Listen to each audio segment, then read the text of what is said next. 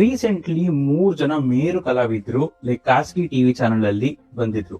ಅದನ್ನ ನೋಡಿ ಎಲ್ರಿಗೂ ಬೇಜಾರಾಯ್ತು, ಕೋಪ ಎಲ್ಲದೂ ಆಯ್ತು. ನಿಮಗೂ ಅವ್ರೇನಾರು ಗೊತ್ತಿಲ್ಲ ಅಂತಂದ್ರೆ ತಲೆ ಕೆಡ್ಸ್ಕೊಂಬೇಡಿ. ನಿಮ್ಮಮ್ಮ, ನಿಮ್ಮ ಅಜ್ಜಿ, ಇಲ್ಲ ಅಂತಂದ್ರೆ ಮೇಲೋಗ್ರು ನಿಮ್ ಮುತ್ತಜ್ಜಿನ್ ಕೇಳಿ, ಅವ್ರಿಗೆಲ್ಲ ಗೊತ್ತಿರುತ್ತೆ.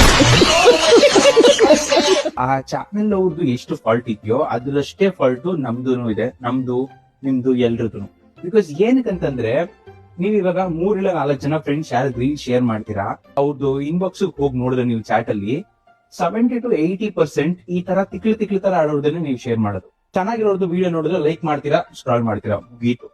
ಅದೇ ಈ ತರದಾದ್ರೆ ಇವ್ ನೋಡ ಏನ್ ಸಡೆ ತರ ವಿಡಿಯೋ ಮಾಡೋನೆ ಅಂತ ನಿಮ್ ಫ್ರೆಂಡ್ ಕಳ್ಸಿರ್ತೀರಾ. ಇವಾಗ ಆ ಸಡೆ ಟಿವಿಲ್ ಬಂದವನು. ಸೊ ಇವಾಗ ನಿಜವಾಗ್ಲೂ ಯಾರು ಸಡೆ ಆಗಿದ್ದು, ಅದರಲ್ಲಿ ಇನ್ನೊಬ್ರು ಹಾಡ್ ಆಡಿ ಫೇಮಸ್ ಆಗಿದ್ದಾರೆ, ಆಯ್ತಾ? ಅವ್ರಕ್ಕಿಂತ ಚೆನ್ನಾಗಿ ನಿಮ್ ಫ್ರೆಂಡ್ ಸರ್ಕಲ್ ಇರೋ ಫ್ರೆಂಡ್ಸ್ ಏನೇ ಹಾಡಲ್ವಾ? ಆಬ್ವಿಯಸ್ಲಿ ಹಾಡೇ ಆಡ್ತಾರೆ. ಬಟ್ ನೀವ್ ಅವ್ರದ್ದು ಶೇರ್ ಮಾಡಲ್ಲ. ಸೋನು ನಿಗಮ್, ಅರಿಜಿತ್ ಸಿಂಗ್ ಅವ್ರದ್ದೆಲ್ಲಾರ್ದು ಶೇರ್ ಮಾಡ್ತಾರೆ. ಅವ್ರದ್ದು ಶೇರ್ ಮಾಡಿ ನಾನ್ ಬೇಡ ಅಂತ ಹೇಳಲ್ಲ. ಬಟ್ ಅವ್ರದ್ದು ನೀವ್ ಶೇರ್ ಮಾಡಿದ್ರೆ ಅವ್ರಿಗೆ ಅಗತ್ಯ ಇಲ್ಲ. ಬಟ್ ನಿಮ್ ಫ್ರೆಂಡ್ಸ್ ಯಾರು ಹೊಸ ಆರ್ಟಿಸ್ಟ್ ಸ್ಟಾರ್ಟ್ ಮಾಡ್ತಾ ಇದಾರೆ ಅವ್ರಿಗೆ ಅಗತ್ಯ ಇದೆ.